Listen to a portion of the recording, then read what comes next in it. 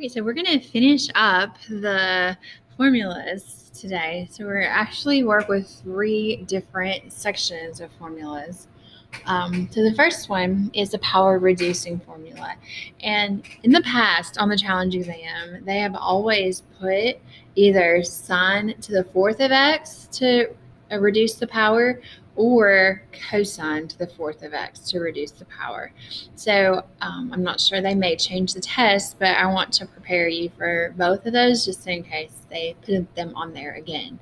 So the power reducing formulas, if you have sine, cosine, or tangent squared, then you can use the formulas. So we have sine to the fourth of x, and we want to rewrite this expression so it does not contain a power greater than 1. So to be able to use those formulas, we need sine squared. And so what we can do with sine to the fourth of x is rewrite it as sine squared of x times sine squared of x. Okay, then I can use the formula and change each of those sine squared of x's to 1 minus cosine of 2x over 2.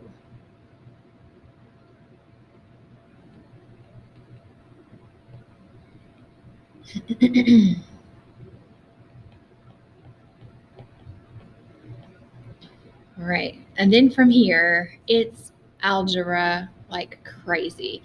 So we have to simplify this down. We can't leave our answer like this. So I would multiply these together. So on the numerator, we're multiplying 1 minus cosine of 2x by itself. So I'm going to use my little shortcut to square, where I'm going to square 1, multiply them together, and multiply by 2. So that 2 is just multiplied by the front, and then square cosine of 2x. That would be cosine squared of 2x. So across the denominator, that would be 4. Now, I left a whole lot of space to do this problem, so obviously we're not done because we still have a power. All right, so what I'm going to do now is go through and divide each term by 4. So I do 1 divided by 4. That's because it's just the numerator divided by the denominator. And then negative 2 divided by 4 is going to be the negative 1/2. And then the last term should be 1/4.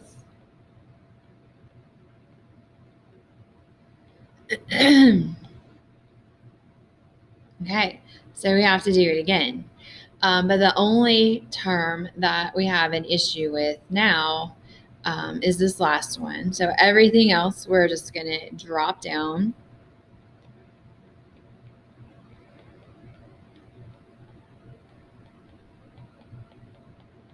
Okay, so now I'm going to use the cosine squared formula to reduce the power. So it's going to be 1 plus the cosine, and then we multiply the angle by 2. So our angle, in this case, is 2x.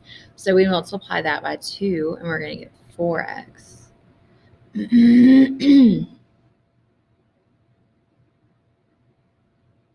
Right.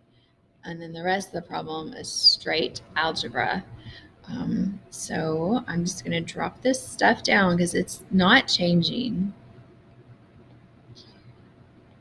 Okay. And so that's 1/4. That's multiplied by this. So that's 1/2 plus 1/2 cosine of 4x. So I just did the same thing I had done when I went from purple to green. I just divided each of those by the 2. And now my last step is to distribute that 1/4. Actually, that's not my last step. It's almost my second. It's my second to last step.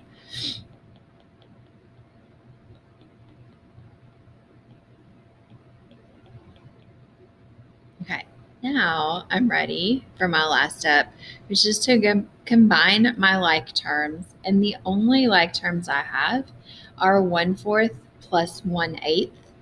And so to add those, just in my head, I know I have to have a common denominator. That's going to be 8. So 1/4 is the same as 2/8. We would just kind of multiply 2. So 2/8 plus 1/8 is 3/8.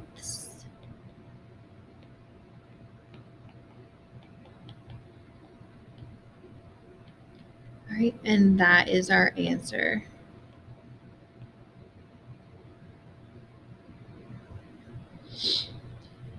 All right.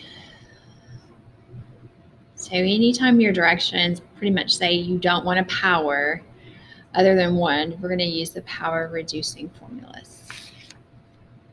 Okay, the next one tells us to use this product to sum formula. So I have it over there to rewrite the product as a sum or difference. All right, so we have a cosine times a sine. So we're going to use this one down here. That's a cosine times a sine. And in the place of u, we're going to put in 2 theta. And in the place of v, we're going to put in 7 theta. Okay, so that is going to be 1/2. And then I'm just going to plug that stuff in.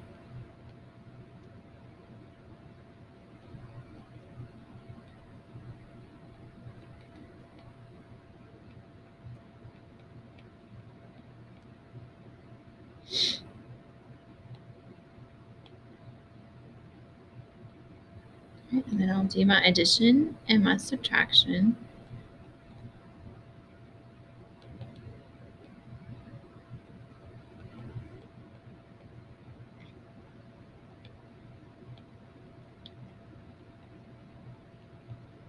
All right, now it's not completely simplified if you have a negative angle because of old identities that we've used, the even and odd identities.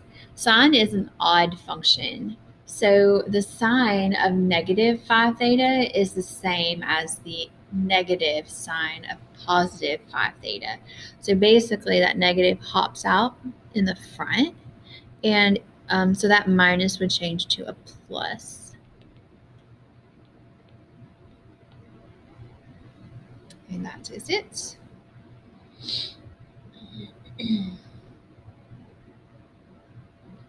All right, and the next one, we are using the sum to product formulas to rewrite this difference as a product.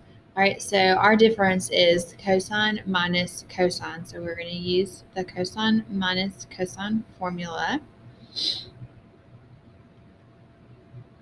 And in the place of u, we're going to put 4x. And in the place of v, we're going to put 6x.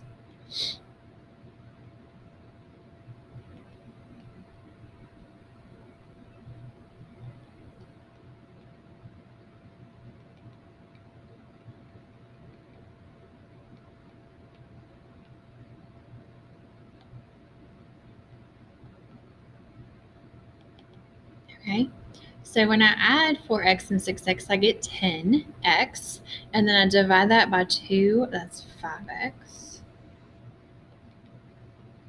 All right, and then over here, I'm going to subtract. I'm going to get negative 2x and divide that by 2, it's negative x. All right, and then just like I said on the last question, sine is an odd function. So the sine of negative x is the negative sine of x. So that this time this negative is hopping all the way out in the front. To change that to positive 2, sine of 5x, sine of x.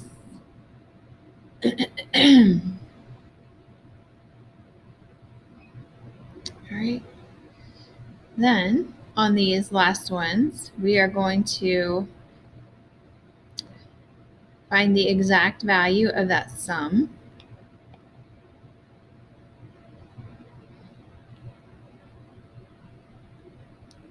Now, when you have a 12 in the denominator, it is not a special angle. So I don't have like a little hand trick where I can find the cosine of pi over 12 or the cosine of 5 over 12. So that should trigger something in your brain. I'm going to have to do something different. And so I'm going to need to use the sum to product formula. That's cosine plus cosine. And in the place of u, I'm going to put in pi over 12. And in the place of v, I'm going to put in 5 pi over 12.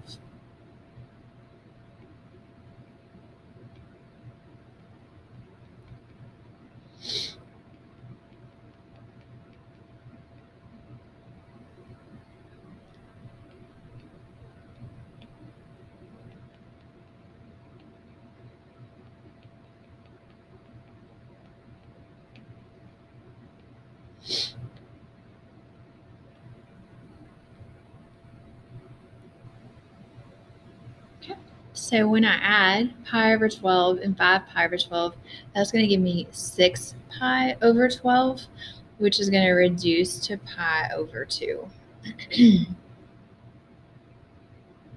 All right, and then for the second one, when I subtract, I'm going to get negative 4 pi over 12, which is going to reduce to negative pi over 3.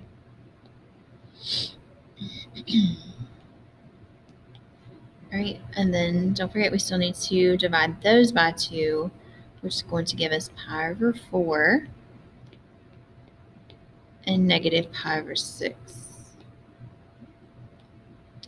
Okay, so cosine is an even function, and for even functions, the cosine of pi over 6 is negative pi over 6 is the same as the cosine of just pi over 6. So those negatives just kind of drop off.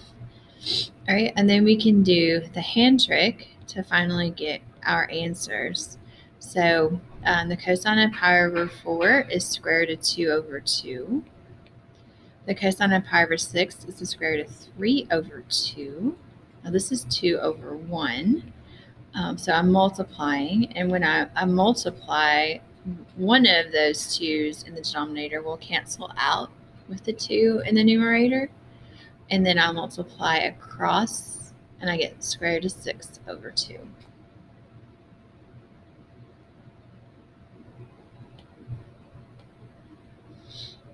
Okay, and then we're going to do one more. So we're finding the exact value of sine of 195 degrees plus the sine of 105 degrees. So we have the same issue.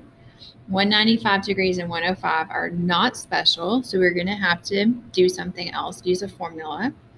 So I'm going to use that top one where u is going to be 195 degrees and v is going to be 105 degrees.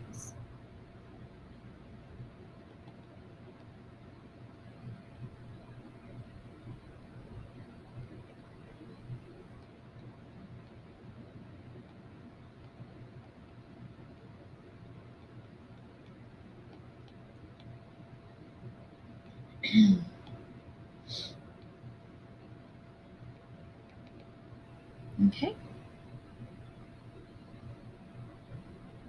So then I'm going to add 195 degrees and 105 degrees. I'm going to get 300 degrees.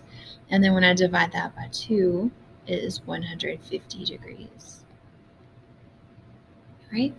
When I subtract them, I get 90 degrees. And when I divide that by 2, I'm going to have 45 degrees.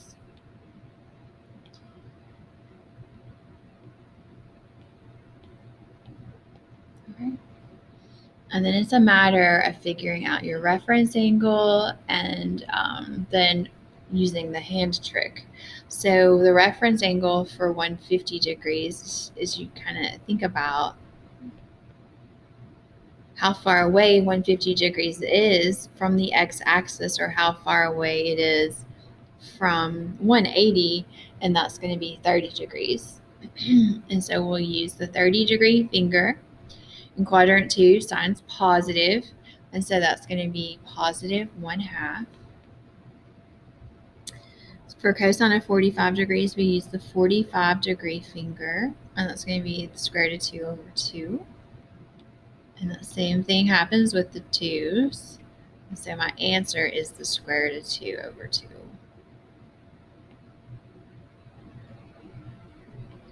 All right.